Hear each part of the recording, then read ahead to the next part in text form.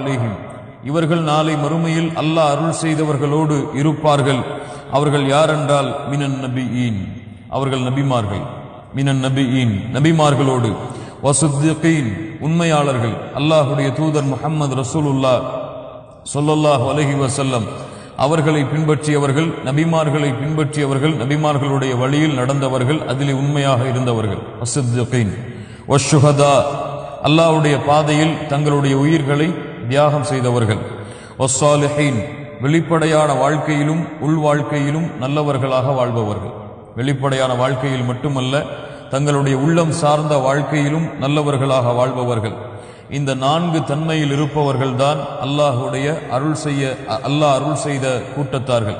அன்அம அல்லாஹு அலைஹிம் மினன் நபியீன வஸ்ஸித்தீன வஷ்ஷுஹதாஇ வஸ்ஸாலிஹீன் வஹஸுன உலாயிக ரஃபீகா.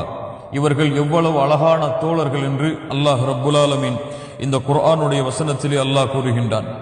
கண்ணியத்துக்குரியவர்களே, இந்த வசனம் யாருக்காக இறக்கப்பட்டது?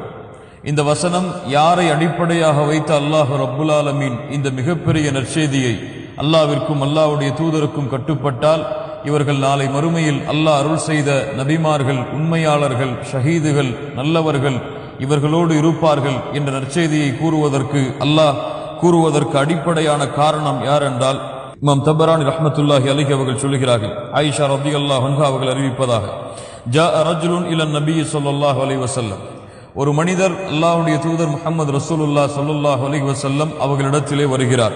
ஃபகால யா ரசூலல்லாஹ், அல்லாஹ்வுடைய தூதரே, இன்னக லஹப்பு இலைய மின் நஃப்ஸி, நீங்கள் என்னுடைய உயிரை விடவும் நீங்கள் விருப்பமானவர்கள், என்னுடைய உயிரை விடவும் நீங்கள் எனக்கு விருப்பமானவர்கள். வஹப்பு இலைய மின் அஹ்லி, என்னுடைய குடும்பத்தார்களை விடவும் நீங்கள் எனக்கு விருப்பமான